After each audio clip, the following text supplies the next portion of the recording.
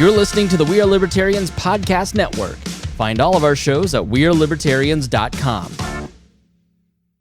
I want to tell you about a new sponsor here on the program. It's our first sponsor in a while, but in this time of economic uncertainty, this is a great business for all of you to partner with. It's Dashing Media Management. New ways of talking to customers are being created left and right, and you need an expert to help guide you through that process. That's where my friend Lex Kramer and Dashing Media Management come in. They're able to help you with social media, blog management, content marketing, graphics, and pretty much all of your marketing needs. They're a one-stop shop. They feature flat rate pricing, transparent reporting, and Lex is just a great person to work with, a good friend of mine, and I hope that you'll support her. So I hope you'll reach out to Lex today at their website, dashingmediamanagement.com. You're listening to the We Are Libertarians Network. Find more great shows like this at wearelibertarians.com. Welcome to We Are Libertarians. My name is Chris Spangle. Our goal is to help you sound smarter while talking with your friends. Please visit our website at wearelibertarians.com for all of our other shows. This is a special series on We Are Libertarians called The Swamp Explained. I'm joined by Rob Quartel, who is a 45-year fly on the wall in Washington, D.C. Rob has worked for Republican presidential campaigns, government agencies like the EPA, and has been confirmed by the Senate to the U.S. Federal Maritime Commission. He's also been a candidate for Congress and Senate, and he's spent years working in the private technology sector, working with startup companies. Given his experience and iconoclastic viewpoints, Rob gives us a great insight into the swamp that makes up our nation's capital, and just in general, how does politics work and how do people in positions of authority think about things, which I think is on the mind of everybody right now. Rob, thanks for coming on. Well, I mean, for being a co-host on the show today. Yeah. Where else can we go, Chris? I have been doing so many interviews that I it just gets stuck in your brain. Well, I've been doing podcasts from 9 in the morning until 5 at night, and I get so tired of them. I just cannot wait for my drink. What other podcasts are you doing? Where can people? No, not podcasts. Zooms. Zoom conferences. Yeah, these are the worst. Yeah. Some of these have to be the worst shows you've ever watched in your life. And of course, it's just amazing. You and I were talking before we went on about people who figured out Zoom and people who haven't. You made the remark that you thought you'd never have to explain Zoom to anybody else again, but I don't think I believe that. Oh, I don't know. I mean, there is an aspect, because I've done podcasting for almost 15 years, and so for the last 15 years, if you have somebody on, like, we had Noam Chomsky on once, and like Zoom was out of the question. Then it was Skype, where you have Walter Block on, who's a 60-something economist, you're kind of walking them through how to set that stuff up, or you're just going onto the phone. And I never have to do that again. Everybody now in their life, this is great. It's perfect because now everybody can just pop up and they know how to do a Zoom. So except there are still, I do think there are some interesting things around Zoom. So, the security issues, which, I think they've dealt with myself, both in terms of the protocols and the technology, but there are, the government basically is now not letting, at various levels, not letting people use Zoom. And in some cases, they will not let them use. So for example, I'm on a couple of boards here in Virginia, one at the state level and one a local growth, related thing here. And none of them can use Zoom. So they use just conference calls. And I must say, it feels incredibly technologically archaic. And notwithstanding the fact that I get really tired of 8 hours of Zooms every day, it is so much better to see people and to be able to try to, get some kind of connection that way. So, and I'm sure all of our listeners are experiencing all of the same things. So. Yeah. So you're telling me the people that run nuclear weapons off of floppy disks and VA that has no computer, they can't figure out. That's right. They can't use Zoom. Yeah. It is funny because people, it's funny what people grab onto. Like there was that article about how Zoom's not safe, and a friend, their school, their school sent out a mandate, do not record any of the sessions because hackers might break in. And you're like, hackers don't care about your they don't want to hear 15 kids being taught. They're trying to break into Mark Zuckerberg's Zoom to learn trade secrets. It is funny, like, but I wonder, because you are in the technology space and the kind of transition to work from home and this kind of telemedicine, telecommuting, all that has been on the gradual slope up, but this is a huge acceleration.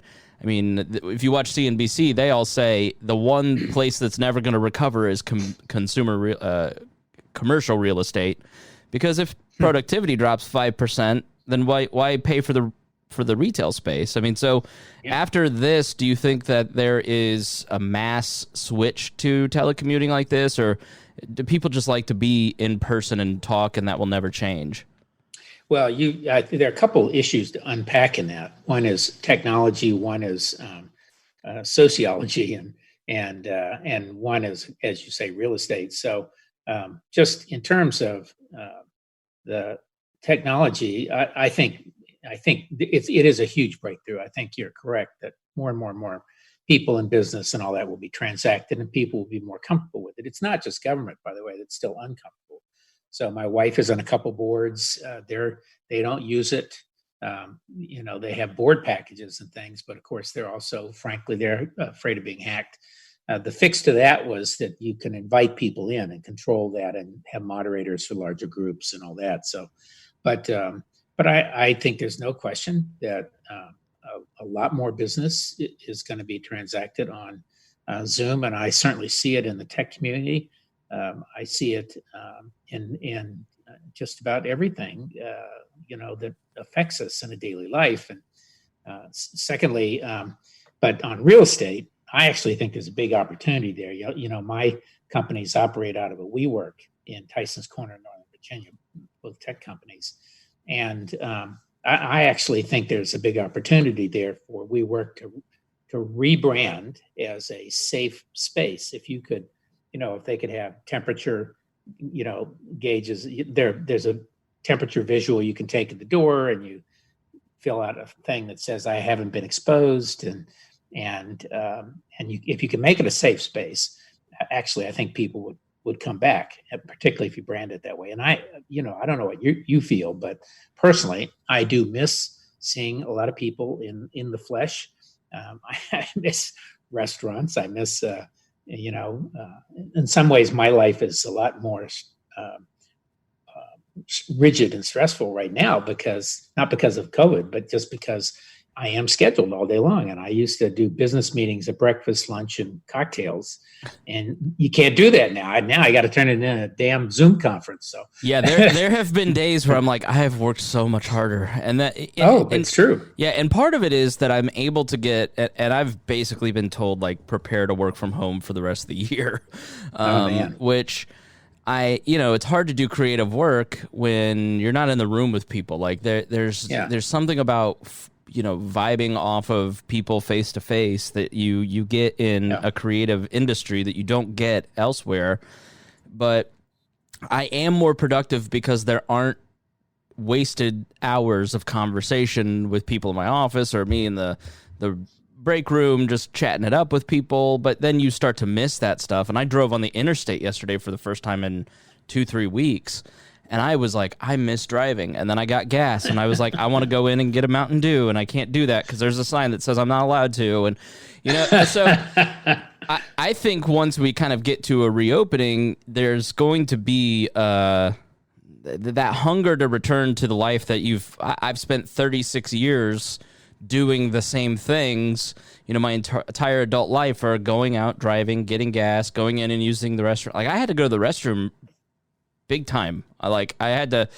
My bladder was full, and I couldn't go anywhere because all the insides of the gas station were closed. If you'd had that empty Mountain Dew bottle. Exactly right. Yeah. So it's just like those weird little things that stink. But I really think that this has been, I did a show at the very beginning of it, mid-March, where I talked about how it was a good opportunity to reconnect with what was important to us. And I think that this has been good for me, and that I'm not as focused on the consumerism. And I'm sitting here at certain points going, I'm really enjoying the evenings where I'm just sitting there and doing whatever, or going for walks or reading, and it's slow, and I'm to have great relationships with people, and I missed out on so much of that the last couple years, especially because I've been so focused on work and money, like getting money to buy more stuff. And this has kind of broken that wheel for me, and I think for a lot of other people, where you go, that consumerism isn't as important to me. And so that's why I don't think you're going to have a V-shaped recovery, because people aren't going to go back to the same things that they were going back to. I think there is going to be a part of the workforce like me that is going to go, I'm sorry, I'm just not going to work as hard as at these certain things because I want to go have time to walk with my kids at the end of the day. So I think there are beneficial things but here. Think about consumer behavior a little bit more. I don't know about you, but I get bombarded all day long, 10 times a minute by ads. Yeah. If I have just zipped across some ad. In these uncertain times, Rob. Yes, of course. And I click on something and don't buy it. It comes back at me for 3 days straight, every 15 minutes, And I will say, I know, and obviously we're all buying more online, and I'm out here on an island in a rural area, and I think my wife and I have probably quintupled the amount of the entire county's FedEx and UPS and all that. She's as one of the delivery guys said to her, as he dropped a big box of wine off, probably the fifth, case of wine he dropped off in the last 2 weeks. He said, "So some more COVID supplies here," and I must say, I think I probably am buying more than I would normally buy, partly out of boredom. Periodically, it comes across. So, and I will say, my daughter, who heads the digital companies for a digital strategy and businesses for a major consumer brand, she her quarter, she's up like a gazillion percent. I'm sure I can't say exactly what it is, but so all of those, that's coming. A lot of that's coming back. The Chinese consumers are coming online. Asian consumers are coming, and of course, all of us are sitting at home. Then the problem is going to be, as you say, in the physical real estate. How do people reinvent themselves? And I think there will be a lot of reinvention. Neiman Marcus is probably going to go bankrupt this week, I think, and several others have. And but people are creative, and it's I just think people want to actually see other people at some level and create experiences. It's only one dimensional on a screen. Yeah, I can see you there, Chris, but it was more fun riding with you in the car during a snowstorm a year and a half ago. We are and talking. Right. We are still the same animal we were 10,000 years ago. Like there's still, right. And that's part of why the internet is a blessing and a curse, because you get to see the animal brain so often on comment threads. But but I get it. I get that this has been a huge disruption. And I think there are people that I personally talk to online that I saw, I recognize the names because they're repeated commenters, and it's been funny to watch them go from this is all fake, this is a hoax, to, the numbers don't add up on the thing that is a hoax, to now I'm fighting for the unemployed, to now it's back to a hoax because the models didn't add up. And so I think let's talk about the protests a little bit in the reopening, because on the one hand, I look at the protests and I understand totally the impulse to have the protest. I don't understand the impulse in the way that the protests are done. Like, I firmly believe that the coronavirus pandemic is real and that it is dangerous, that if I get it, it's probably not going to kill me, but it also could kill someone that is vulnerable that I come into contact with. Mm-hmm. So I'm making choices to stay home. Like I said, I hadn't driven. I've only gone 2-3 locations in the last 2 months or whatever. So when people invited me to come to the protest at the State House, where a few hundred people showed up, I mean, it was 300 to 500 people, there was no chance I was going to go wade into that petri dish. Like but I get why people are upset, and I understand that. I understand the message, so I'm not. You look at the media, and they're kind of just not getting what they're talking about. They're mad about the unemployed. They're mad at the government for the shutdown. I think there's a little bit of gray left, not in there. In my mind, the protesters are right that the shutdown in certain businesses was more severe had it just gone on. Right, like there's no real epidemiological reason that a liquor store should be open but a florist should be closed. It's just that excuse me. Yeah, right. It's an internal cleanser, sort of like Lysol. Right. But if you walk into a liquor store, it's the same size and space as a florist. It's just the liquor store has better lobbyists, and so it gets and then you get the tamping down of people on beaches and Walmart not being able to sell seeds, and it gets to a ridiculous level, and so that spurs the protests. So I'm not against the protest, although I think like in Israel where they had like a 6-foot rule, it was a beautiful photograph, or Michigan where they stopped traffic with cars. Like I wish it had been done more responsibly, because I think it makes us look bad. It makes us all look like we're Looney Tunes when we don't respect biology. And it sort of pushes the message of, if the government didn't exist, I was going to do the wrong thing anyways, which is not a great look. So what were your impressions of these protests? Well, so some of that is, again, you and I've discussed a little bit of this, the differential geography. So, I live in a county with 8,000 people on the shore of the Chesapeake Bay. We had 2 cases, the husband and wife, who got sick but weren't hospitalized about 6 weeks ago. And so that meant they were exposed probably 2 weeks earlier than that. So it's April something, anyway, back in February. The several counties around have had only a handful of cases. Nevertheless, this is a commuting workforce. My county has, out of 8,500 people, roughly 8,500, only has about 1,200 kids in K through 12. So it's very small population, much older. Obviously, target high levels of obesity. People smoke. Typical rural area. And I would go to the grocery store here locally once a week, and I'm wearing a mask, and I go in and I am the only person in the store wearing a mask, but for some young woman who's maybe 25 years old. And the employees aren't wearing them. I asked one employee why she wasn't. She said, well, I know I should, but it's uncomfortable. And besides, nobody here has it. And yet this is a county where 40% of the workforce commutes south to Newport News, to the shipyard and those associated industries.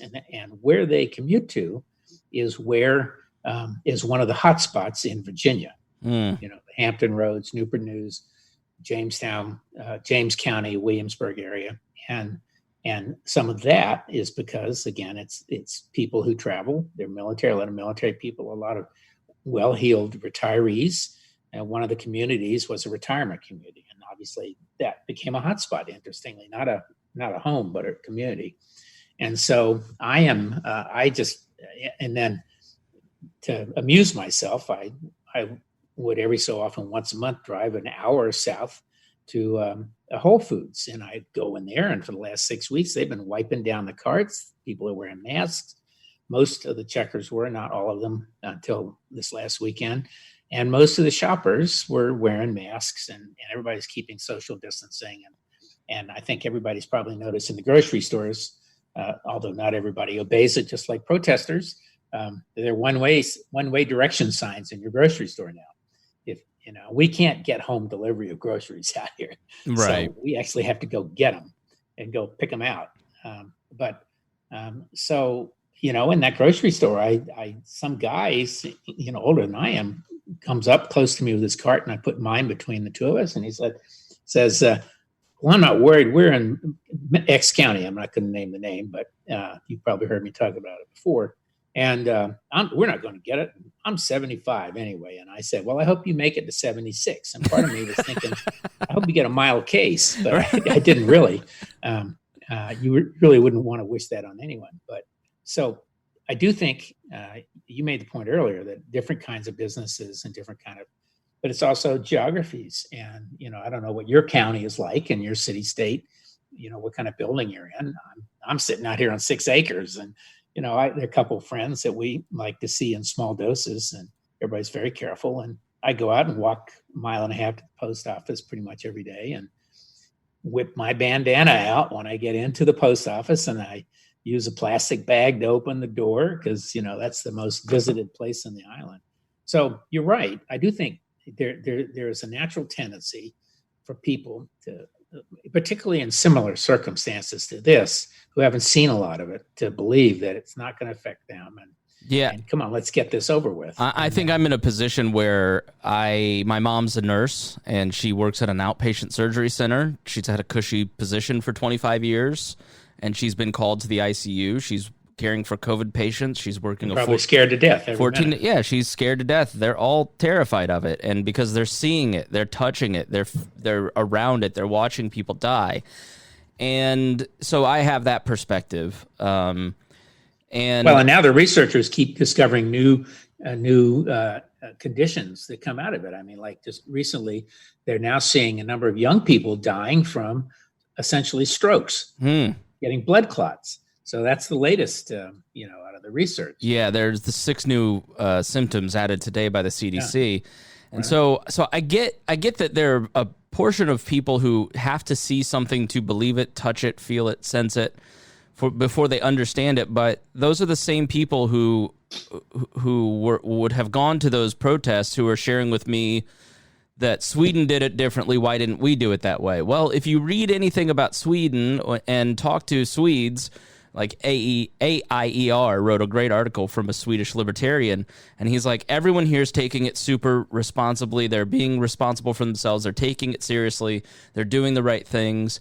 Like, that's what's going to be required. Like, freedom still carries responsibilities, and you didn't really see the government start to act until St. Patrick's Day, when it looked like everybody was going to stay open, and that's when they acted. And so if you're not leading the charge to be responsible, then you're going to end up with 80. I mean, here in Indiana, 80% of the state thinks that Governor Holcomb did the right thing with these shutdown orders. Only 17% of people disagree, and so it's hard to it's hard to take seriously somebody who clearly doesn't. And I don't know, we're kind of painting with a broad brush, but you talk to a lot of the people that went to the protests. They're not going to act responsibly. They never were going to act responsibly. And I just think that's a poor message. But I do appreciate that they are having these rallies, because I don't think that a lot of these governors would open up if it weren't for that pressure. I think they are giving voice to the very real, underreported voice of frustration at the government policies, but also just the situation itself. Well, you have in any group of 50 performers, or 50 anything, a variety of performances. And so if you think about the governors as a bell curve and how they're going to handle this, they're going to be a couple down at the low end of what appears to be low end of intelligence. And unfortunately, most of those seem to be in the South, where I am. And then, and also in my party, unfortunately. And then you have some at the far end who are going to be overreacting the other direction. And then, but the vast majority are going to be in the center there. In all of these demonstrations, I think the governors have, by and large, they've hands off. I think they've done it in a way that allowed them to protest and come out. And but I have to believe that the local, I can't believe that the feedback any of these protesters are getting from other people is very happy. There's obviously will be some people that are tired of it, but here we go in Georgia, which by all accounts, almost everyone, including the president, agrees it has opened up too early.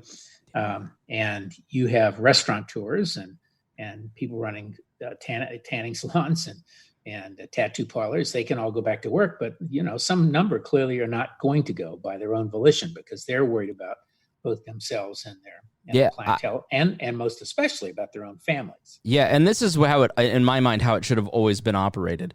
It should have been, the burden should have been on the individual. It should have been on the individual business, because realistically, the governor can tell you, hey, we'll threaten your license and make you shut down, but really the enforcement that Trump has or the CDC has or your governor has isn't all that great. There's too many of us and not enough of them. And so it's always going to be, you look at some of the pork plants here in Indiana or in South Dakota having to shut down. Well, these are essential businesses that didn't necessarily operate in a responsible manner, and now they're going to suffer the consequences of not taking it seriously, which unfortunately puts our food supply in a lot of danger. And the more risk that people had to carry, the more important it would have been. But I think... Well, they also put their employees in danger. And, one of the plants had like 800 employees, and some number of those people will die.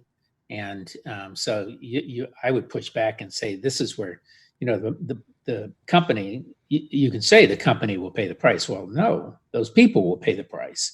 But aren't they? I mean, I'm seeing Daryl Isaacs, the Hammer, the local attorney who has bought every billboard on the interstates, running ads saying, if you have a liability situation around COVID, feel free to call me. I'd love to give you free advice. Like it doesn't help if you're dead, though. No, that's true. That's very true. But I think my point is that the two grocery stores that you talked about, from now on. From this moment on, it has to be about the individual's reaction, the individual's responsibility, the business's responsibility, and understanding that your choices really do affect other people's lives in this situation. Yeah. Well, I think this is where the issue of reopening. I would agree with you more on the reopening issue, that this is where individual business owners have to think through, the micro impact of what their decision is. Do they do it now? Do they wait a little longer? I see that a lot, but I think it would be, we would have had that would have been 100 times worse if they had not issued stay-at-home orders for everyone. But we'll see. Of course, remember what Tony Fauci said, our favorite swamp monster, my favorite, the favorite of everybody's. Said a long time ago. He said that, if at the end of this we look back and say we did too much to stop it, that's fine. That's still better than looking back and say we didn't do enough. And that's a legitimate choice of positions. And I think it was the head of the Ohio Surgeon General or whatever. She's like, I think her quote was very similar to that. It was, basically, we're going to get hit no matter what we do. Like, if we're going to be too overreaching, we're not going to have reached enough. That's right. It's never, and that's just part of being in a free society. Nobody's ever. I think if you're a governor, it has to be a tough choice. Trump recognizes the choice. He said it's the biggest decision he'll ever make, because everybody's letting Georgia go first as somewhat of a crazy, horrible experiment to see what happens there, and then they'll open up if it's all fine, and they'll clamp down tighter if it doesn't. And if you're a governor, you have the very real risk of people getting hurt, and you also have the risk of civil unrest, if you don't, because what these protesters are talking about is very real. Food banks are at their max, unemployment is at its max. These are very dangerous conditions. So I think to relate it back to the swamp, when you are in a position of leadership, it is very difficult to navigate these choices and to know what to do. And then on top of that, knowing that you're never going to make everybody happy. No matter what you do, it's you're going to get blamed for it. So, and of course there are a lot of, and now of course, who's going to be the fall guy? This morning we hear that Alex Azar, Secretary of HHS, is being pushed, and of course he says he doesn't have time for this Beltway intrigue. But I think his father. That's the first sign, right? Yeah, didn't his father just pass away from COVID? I don't know. I think I read that. Terrible if that's true. But he kind of should be the fall guy. Like, if you read the last month in the New York Times, like you look at the CDC, the FDA, like Azar should be the fall guy. He was in charge of those agencies. Yeah. So unfortunately, it elevates Peter Navarro to a level I can't stand. One of my least favorite people on the planet. Why is that? I think he's just he started life out as a left winger, and now he did this 180, and now I don't know how to call him a right winger, but he used to be a big free trade guy. Now he's a big anti-trade guy, anti this, anti that. Right. And of course, he's the biggest supporter inside the White House for the Jones Act. So you know how I feel about that. Okay. And I personally think he's an idiot, but he's the architect of the tariffs. He's really kind of crazy. He's people I know who know him and who work with him just think he is completely intellectually off the reservation, and that it's not because they think there's a single path, but it's ideological and all in its own way. But so anyway, but they're talking about Deborah Birx. Maybe is the next secretary. Ooh, well, congratulations. So the other person is the woman who go ahead. Medicare. Okay. Yeah. So speaking of intellectually decrepit, let's talk about Trump and his responsibility, because this is the ultimate conversation on all the Swamp Monster shows this morning, as we record this on Sunday. Right. So Trump, and this is so typical of all of the Trump presidency. Trump vaguely hears something from someone somewhere that there's a way to disinfect the lungs or UV light kills the virus. And so he goes out, like most of us do this. We vaguely hear something in the headlines and then we repeat it as if it's a fact. And then people go, I don't think that's true, except the fact that he's the president of the United States and doesn't seem to recognize his own responsibility. And then you go, hey, this thing that he said is incredibly stupid. And they go, well, that's not what he was. The fake news is misquoting him. It's like, no, don't gaslight me. I literally watched it live. It wasn't taken out of context. Then the next day he says he was being sarcastic, which no, you weren't. And then all the people who said you heard the wrong thing go, it wasn't fake news. It's just CNN took his joke out of, and it never, nobody ever goes. Now the conversation is stop airing the press conferences. It's not the press conferences that are the problem. It's the president. Like I've gone from give the guy the benefit of the doubt in January to I've watched all these press conferences and I can't believe how incredibly ill-equipped and dumb this person is. And I have full Trump derangement syndrome now because I've actually watched the person talk. And so you just go, it isn't the press conferences. It isn't the fake news in this instance. He does get a raw deal, but he also doesn't go, if the press doesn't give me a raw deal, maybe I should speak more carefully. Like there's never any responsibility that he's held to. Nobody ever holds him accountable for what he says or doesn't says from within his own camp. It's truly bizarre. I don't get it, Rob. Oh, yeah. Well, press conferences have their own long 100-year history, ups and downs and sideways and everything else, and good press secretaries and bad, and and so you think about this. So Trump was so different during the campaign partly because he was available to the press, and he said a lot of outrageous things. But he'd call up the show, he'd call up the left, he'd call up the right, he'd call up the reporter. He always had a remark. Sometimes he disguised his voice. And then all of a sudden we didn't have any when he became president. So, the onslaught, and now he's back to kind of that position. I'm gonna tag you with a little pressitis here because I think that you're correct that he said what he said. But when I heard it, and unfortunately, my wife and I have gotten this phase where we, like a lot of people, I'm afraid, we finish our work, we get our drink, we sit down at 5:30, and we turn on MSNBC or somebody else, and we watch the Trump show, and until we can no longer stand it, and it may be taken off the air, if the ratings aren't good enough, I guess, but. So we have been watching the press and watching Trump back and forth, and my wife dislikes him even more than I do. Accused me of being an apologist, which I'm not. But what Deborah Birx said, I think, is probably correct. I think he is a guy with no governor. What she said was he was musing out loud, which is what he does. You're correct that he hears something, and his mouth goes into gear about that. Now, some people can muse out loud carefully and objectively, and most of us don't do it in front of the National Press Corps. So if that's his style and everything else, I get that.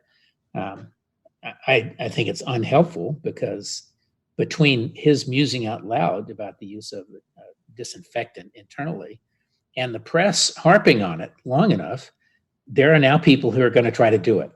No, that is a joint outcome in my mind. It's not just because Trump said it. It's because the press has been playing over and over and banging away at this drum. And that's, they aid each other. I'm sure, I don't know if I said it last time, but there's one of the reporters, I can't remember, it's a young woman reporter who just badgers every single time. And the last time, after she interrupted him 4 times on a question, he said, "Enough." And I'm sitting there thinking, that's exactly how I feel. And I'm not sympathetic to him. He's made his own bed, but as an American citizen, you really get tired of this back and forth. And no, I don't think it's helpful. I totally agree with you. And it's all gotcha. Every bit of it's that gotcha. Trump does get a raw deal. All Republicans do. You watch CNN yesterday. Yeah. It was just minute after minute on CNN yesterday was Democratic mayors talking to reporters. And the question was, do you agree with your Republican governor? It just always happened to be Democratic mayors with governors that were Republicans. Right. That's particularly true on MSNBC. Yes, and so you always have this constant drumbeat of gaslighting from the Obama other side. Officials and, Donna Shalala calling in, ragging on DeSantis. I totally get it, but there does have to be a certain point where we go, yes, those people are bad, but the person also should have the responsibility of being more careful with what he says, because he does know that he's going to be taken out of context. He does know that they're going to that the injecting disinfectant thing has now morphed into drinking bleach. And Dr. Box, who's head of the Indiana Department of Health, said they have actually gotten people calling and going, "Is this a thing? Can I do this?" Yeah. But then on the other side, you get the New York. There was a report out that 58 people had called in about drinking bleach. Well, the normal number is like 59 or something. It was I don't have the stats right. Elizabeth Nolan Brown from Reason tweeted it out, and that's the dishonesty that you're talking about, is that they make it look like this thing that happens normally is only happening because of Trump. They're completely obsessed with the guy, and it's unhelpful, and it just cements in his supporters' mind that he's the only person to listen to, and they must have taken him out of context, even though they didn't in this case. Yeah. Well, he wasn't taken out of context, I don't think at all. I mean, he was certainly taken out of a conversation, and of course, I'm sure you saw the big New York Times article about the light, heat, and light, which came right. Typically, he doesn't actually go to the briefings before the briefing. He walks in and gets a few minutes, 15 minutes about the key talking points. It's on a piece of paper. He makes some notes and he goes out and ad-libs after he reads the first remarks, and which is how he gets in trouble. But apparently this time there's a researcher, I can't remember, and from it may have been from one of the military hospitals or something, who had been doing studies, and they were directed studies. They wanted them to look at the impact of light. A lot of people I know people who take their mail and put it out on their patio in the sun to disinfect before they pick it up again. And so they're testing all that, and that's legitimate research. And the guy apparently he briefed them, and then someone, I think the chief of staff, probably snuck him in basically to see Trump 15 minutes before the show. And so that he's walking out of it with that as his last thing. And the guy's talking about, you spray Lysol and it disinfects it in 1 minute, and you wash your hands for 20 seconds and it breaks the lipids. And of course, this is what's going through his brain. And it's not good, but I also think they overdo it and overdid it. And I don't think it's helpful to anybody. No, it's an off-the-cuff comment that doesn't deserve a full week's treatment 24/7 on the cable news channels. Of that, I agree. I think that if I were a Trump supporter, or a Republican, I would be very disappointed that every time we got a victory, he shot us in the foot. And it's at some point you have to go, I just can't do this anymore. I got to check out of the fights. And what that does is that just leaves people that can't handle the back and forth between the press and the president all the time. So they just check out, and that just creates an unsafer environment. And it's easier for vague conspiracy theories to start creeping in, and because neither of them act responsibly, and it's not about picking a side. And I think that's the thing that I disagree with the most, is that we always have to, libertarians always seem to come to the rescue of the right or the Republicans in this situation. And there does have to be a certain point where we have to go, yeah, the press sucks, but maybe he should speak more carefully. Yeah, well, but I think, and I think people are just making excuses, and you know what? However, if we get out of this at the end of the summer with only a mild return, or in the fall with a modest return, he will be, and the economy starts to come back. He will, his numbers, he'll win. Yeah, and you can't hope that we have anything different than a recovery, but yeah, that's part of what he's pushing. He wants to get the economy. That's back. Absolutely what he's pushing, and there's a danger in it, and I think he must see the danger in that. There's another now the big new argument, Chris, is going to be between the states and the official swamp, which is the senators, congressmen who actually live there as much as any swamp creature, as you well know. And now it's like, the Republicans on the one side are starting to think about deficits, and can we have $3 trillion deficits?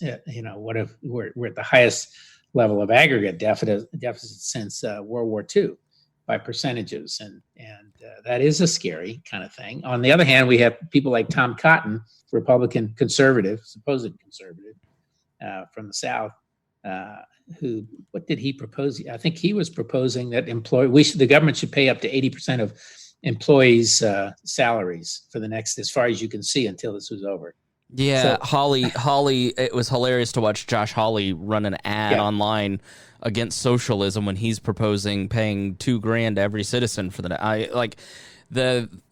common. There's like a new version of compassionate conservatism, which is like get me reelected. Yeah, common good conservatism, where it is kind of crazy. I just watched a documentary on Detroit and about Detroit's rebounding, and they were able through bankruptcy, because the states and lots of major cities are basically saying we're going to have to file bankruptcy if you don't bail us out. And what you see in the bailout of Detroit, or the non-bailout of Detroit, because the Republicans in the House and Senate just wouldn't do it back during Obama's era, is that bankruptcy allowed them to restructure a lot of pensions, a lot of their debts, and it led to Detroit rebounding quicker and better. It's just that unions don't like that, because their deals get broken, and so Democrats are going to scream tooth and nail to protect the unions. And Trump, who wants union votes, is going, yeah, I'm interested in a conversation about it. So it'll be really interesting to see if these states and cities do get bailed out. Well, as someone who lived through, remember during the Ford era, New York City was about to go bankrupt, and in fact did. And the President Ford, refused to extend or support aid to New York, and there was the giant headline: "Ford to New York, drop dead." Yeah, that's right. In Ford, and some would say that was one of the factors leading to his losing the election, because he lost afterwards some areas of the state. The Republicans had a much broader electoral base in those days, and obviously we do now, both demographically and geographically and everything else, and that was one piece of the puzzle. So were there bodies in the streets? Did millions die when New York filed bankruptcy, Rob? I don't know. That's a good question. There were probably more people who got sick, and probably some bondholders jumped off buildings. But. Yeah, I don't know. It's silly. So I want to jump back to the press argument, because this will obviously be something that Biden will weigh in on. Yeah. There are sexual misconduct allegations against Joe Biden from a former staffer. The woman's mother. Wait, what? I haven't read anything about him. And that's the problem, is all of a I know, sudden I know. everybody's applying different standards to this guy. And there's actually, did you see the Larry King clip from the 90s where the girl's mom called into Larry King basically saying this is what happened? And so it's all the Bernie bros are trying to use this to get Biden to resign so Bernie can get the nomination. And there's a lot of Democrats who are hoping to get Biden off of the ballot and put Cuomo up there. So what do you think? Is Biden the nominee? I think Biden's still the nominee. I think I said last time, I think if he were smart, he'd put Cuomo on the ticket. I mean, I like Amy Klobuchar. I think it'd be great to have a woman. Stacey would be interesting. I don't think she'd bring anything to the ticket. I think that I have thought through the issue of Bernie or Elizabeth Warren, but I do think either one of them would be more energizing than Joe Biden. Yeah. But Biden's got a problem. He can't. You have to be very careful in times like these. And what he should be doing is raising a lot of money and spending it on voter outreach and getting people registered and voting early. So that he had some of that in his pocket. But I think it's very hard to do any of that. So, but you're right. This thing about my first reaction, I saw this 2 weeks ago. We saw the Biden reports, and it's not the first time they've been in public in the media before. But they had about a 6-day half-life, including 2 or 3 anguished. How do we consider Joe? Is he different than Trump, kind of thing? Op-eds in the New York Times and the Post and all around and then of course comparisons to the Kavanaugh situation. He said, she said, we all have to acknowledge he's a very difficult. And I think, Biden's excuse, certainly for the touching, which women would call groping, which he called touching, was that it was different times, in his day, which is not much older than my day. Yeah. People were a little more, politicians were more like that. And men, certainly all of us are generally in business afraid to put our arms around the shoulder of a female coworker and say, great job. Whereas we would not have that problem with a man. And that's unfortunate. Yeah. So I don't know whether it's real or not. I'd say probably 50% of what happened around Trump is real. He certainly used to brag about it. So, but there would be people who would say, well, he would just brag about it, but he didn't really do it. So. Yeah, and Biden's case is not helped by the pictures of him swearing in people in the Senate and touching people's daughters and wives and that image that's kind of been the main. Believe it or not, memes on Instagram stories and on Facebook and Twitter, like the memes have, it's a constant reinforcement of a certain message, which is why so many Trump supporters were so mad about Clorox bleach memes around Trump, because they know how devastating memes can be. And that's partly how Trump won. And so the meme around Biden has mostly been 2 things: that he is mentally incapable of being president. He's too old. And then number 2, he's creepy Uncle Joe. And so when you get a story like this, the conservative plays to it. Yeah, it just plays to it. And then when everybody goes, all right, believe all women Biden, and Alyssa Milano and the Me Too movement and the New York Times and everybody who was so eager to bring down Brett Kavanaugh are all shrugging on this, it just really, it looks bad for them and calls credibility. I don't know what you think, but credibility is a huge metric. I think this is a very difficult area in general. I think all the way back to Bob Packwood, who was a darling of the Republican left, a brilliant senator and everything else. And, he was caught up on exactly this kind of scandal. And then, of course, we had, what's his name from Minnesota, who resigned, the comedian. Oh, Franken. Yeah. Franken. And Al Franken sort of afterwards said he regretted that he'd resigned. He really wished he'd waited it out. And of course, one of his biggest attackers was an early presidential candidate, the female from New York. And Gillibrand. Gillibrand, right. And Gillibrand. And so people, it is politics. We know in politics, people are two-faced and they they're always gauging the impact on their own situation. And Republicans are the same way. I mean, Republicans are the same way with down in Alabama, on that race, and until the very end. I mean, I think Trump was all the way in there almost at the very end on endorsing this cat, Roy Moore. Yeah. So there's not, it's going to happen. I have a hard time imagining Joe Biden attempting to rape somebody, but I don't have a hard time imagining him doing something much less. Right. But I don't think it's going to have any impact whatsoever. Maybe he'll have to have a woman. Maybe that'll, that actually reinforces that he needs to have a woman on the ticket. I continue to think that Amy Klobuchar is his best choice, but he needs excitement, and she's not going to bring that either. And as they say on the VPs, the main thing you need to worry about is that you don't need to worry about them. They don't. All they can do is hurt you. So. Right. So he's going to have to get someone who's disciplined. Pence was a great choice for Trump. Very disciplined. Scared the hell out of me, still does. And God knows I wouldn't want him to be president. But he was very disciplined. He's a perfect vice presidential candidate and perfect vice president. So hopefully Biden is doing something. Hopefully this is under control enough by the end of May, June, mid-July, that they can do their conventions and kind of relaunch.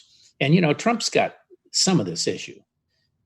He likes these big rallies. He likes their impact on the evening news. So. Yeah, that's a good point.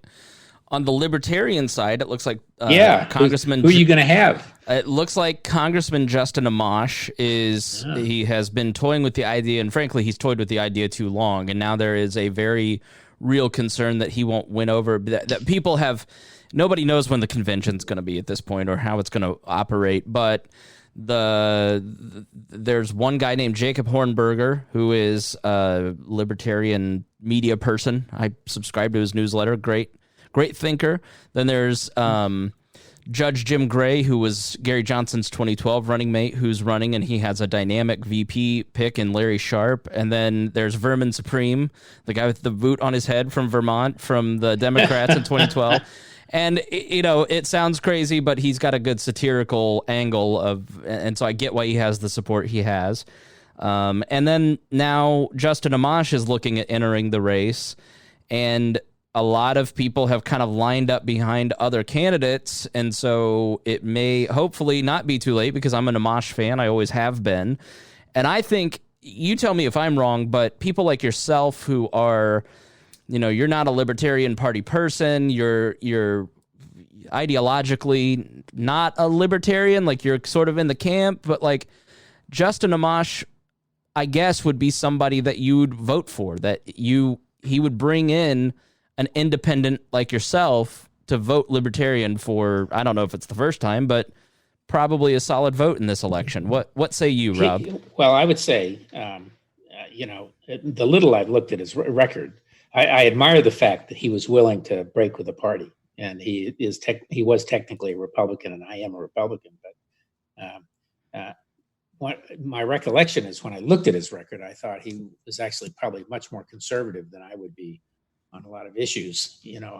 I'm a conservative who believes women should have a choice on things like abortion, and that the government shouldn't be telling them what to do. My recollection was he was kind of, in my mind, on the wrong side of that, but then so are most Republicans. Now, Evan McMullin last time, was he an independent? He wasn't Libertarian. No. He was independent. Yeah, right? he's many Libertarians, including myself, dislike McMullin just because of his CIA past. Yeah, I get that, but he's actually a very smart guy, and his positions were pretty sensible generally. And then, of course, the Greens. The Greens did really well last time. They did better than they'd ever done. So. Jill Stein. I think the problem for Libertarians is that the brand needs to be kind of, tarted up a little bit. Well, what do you mean by that?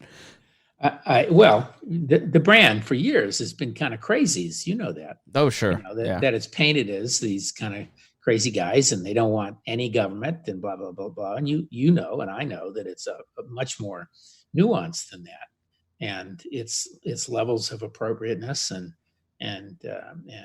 I my history of libertarians I know, like you, is that people have a variety of views on both sides of a variety of tough issues. Yeah. So it's much more of an overarching philosophy, which I think is really important in terms of government. I mean, that's, in my mind, that's the big problem today in politics, is people don't have an overarching philosophy of what government is supposed to do, how it's supposed to operate, people's roles in it. And you can come down a lot of different ways, as long as you agree on what the overarching philosophy. If this is a government, if defense is the national government to handle, then by God, they need to do it, the kind of thing. And if something like opening up on this is a great demonstration, COVID, of the federal role and in many ways the brilliance of the federal model that we have under the Constitution, which is the governors really do know their states better, and the mayors know their cities better. Yeah. And whereas you want a policy at the top, the execution of a lot of this really needs to happen at a much lower level, where people can understand the nuances of their own communities. So yeah, the eternal debate within the Libertarian Party is destination versus directional libertarians. Yeah. The destination folks just want to say, this is what the libertarian pure philosophy looks like. This is what a libertarian society will look like. This is where we're going. And that crowd has largely been seduced by populism in a lot of ways in the Trump era. Yeah. That has kind of spun them off in some unlibertarian... has the party, Republican Party. Right. And then there's the directional libertarians, the Cato Institutes, the Tyler Cowens of the world, who say, all right, let's look at the policies. Let's start implementing policies or talking about policies and move libertarian towards a libertarian direction. So it's an eternal struggle, and the hearts and minds online, on social media, that destination crowd does so much better because they're so much more willing to do and say things that are populist than maybe your Alex Narshweths, or however you say his name, or Michael Mungers, because they're talking about policy, and that's just not as sexy as starting online fights. Well, he is Justin does have a better media presence than a lot of the guys who've been running on the libertarian ticket. You mean like the guy with the big yellow hat? That's not tickling your fancy around? Oh, yeah, right. That tickles my fancy, right? All right. Anyway. Well, we're almost out of time, so we've got just a few minutes here, but let's talk about, I don't know if you want to skip the dining guide, or if you want to talk about maybe some TV, or what's your call? Well, I can't say I've dined out a lot lately. Exactly. I think last time I was saying, I'm on this keto diet. How's that going? Still losing. You look. I'm skinny. Thank you. I'm down about 19 pounds. 18. Wow. And I'm sure I told you that what triggered it was I saw myself on a keto TV show, and I'm thinking, oh my God, who is that guy with the pot there? That old guy with a pot. Of course, I slump because I'm more comfortable with these shows than a lot of people. Yeah. But that doesn't help, when you got a pot. So right. I decided to get rid of it. So I've been working on that. But I tell you what, I have spent my wife doesn't cook, so I'm cooking breakfast, lunch, and dinner 7 days a week, and that's no fun. I feel for people who do that every day. I will say that between my diet, which is no carbs, no potatoes, no root vegetables, no rice, no pasta, and I love Italian. I'm a great Italian cook too. There are opportunities to get really boring, and somehow spaghetti squash doesn't appeal to me a whole hell of a lot. And but I have rediscovered Chinese. That's the main. I have a lot of cookbooks, so I have discovered that Chinese works really well on a keto diet. But the other part of everybody's diet is TV. I don't know what you're doing, but we are watching so much more TV than we have ever watched. Probably more in the last 2 months than I watched in the last 20 years in the aggregate. So every night we sit down and watch 2 or 3 episodes of some Netflix or Amazon or It's whatever. it's always humming in the background, and I try to if I'm going to be a slave to this thing, I'll watch a documentary, or like I just watched The Gilded Age from PBS, or we watched One Child Nation on Amazon the other day. One Child Nation about China's one child policy, and it was right. Oh, Rob, it was heartbreaking and disturbing, and it's a must watch because you just can't believe that this ended when Obama was president. Yeah. Wow. Well, I love to see that. There's one show there, everybody tells me I got to watch because of this farm that we inherited, which is called The Biggest Little Farm. But we've binged our way through. A friend of mine did it. He's a lawyer for. He was a war crimes attorney. He's a professor at Georgetown. Smart guy. He chases down Nazi. Treasure himself, art, and he came up with an idea for a show, which is actually a fun show, Blood and Treasure, which is on CBS Prime or whatever, CBS Extra, and we watched our way through. That was fun. We're now watching this World at War, which not World at War, it's something like that. It's a PBS show, which is terrific. It's in its third episode. It's a fiction, of course, and I've mentioned before Babylon Berlin, which is set in back in the 20s and 30s, pre-Hitler Germany. There's a new show that a good friend of mine recommended called Fauda, which he knows that I'm not so fond of Bibi Netanyahu and that crowd, and more sympathetic to the Palestinians since I have businesses over in the Middle East and get to see all that. And he said, well, Rob, even you would like this because it's balanced. And I will say it's balanced. It's Israeli Secret Service. They've got a mole in Palestine, and it shows both sides. Is that they're good and they're bad. What's that on? I think it's on could be Netflix. I think is that the Sacha Baron Cohen, the guy who played Borat? Is he in that? I think I may have started that. He may be, but it's terrific. And then what's one the other day? Oh, Jack Ryan. We just started Jack Ryan. And oh my God, that's a fun show. And I think we're semi binging our way through that too. So have you ever? I don't know what else you watching. Have you watched Man in the High Castle on Amazon? I've been told that's on my list. Yes, I have not watched the new season, but that's really good. Yeah, I love The Queen. I think. Yeah, The Queen is The Crown. You mean The Crown? Yes, right. Yeah, The Crown's terrific. The best show of all time is The Wire, though. Like as a political person, that's basically a documentary. Yeah, I have. I think I watched like two of it early on because a lot of people thought I would like it because a lot of it's set on the docks. Yeah. In Baltimore, and I for some reason I couldn't get into it. I probably have to go back to it. The other one I forgot to mention, which is actually good, and it's a British series, is The Bodyguard, and that was actually a lot of fun and good actors in that. And so, there's plenty to watch, and of course, now that I'm watching TV every day, I get. Just for you, Rob, on Netflix or Disney Plus. Well, and on Disney Plus, of course, we watched the Mandalorian, that was terrific. I just watched the new live action Lion King, or it's CGI. Oh, did you? Yeah, it was pretty good. Yeah. Aren't you a little old for that? Sometimes, here's my secret confession: on a weekend night or whatever, after a long day of reading the news and being depressed. You just want like a Pixar movie, just something on in the background that's fun and stupid. Yeah. So yeah, I wonder if you have seen The Tiger King. Have you watched that yet? Everybody tells me to watch The Tiger King, and then last Sunday, I think it was, I was all ready to do it, and then the New York Times ran a big piece in the magazine about the real Tiger King and about the movie, and kind of the net of it was that why are you watching this stuff? Because it sort of makes him a little bit of a hero in his own way, and he's not. This trade in wild and exotic animals is just horrific, and he was horrific, and what he did, and not only with the murder and everything else, but with the animals, it's just so. I'm ambivalent. Everybody says I got to watch it, including my own daughter, who would normally excoriate me for for watching something like this. Yeah, that there, it's the same as trash TV and Jerry Springer from a generation ago.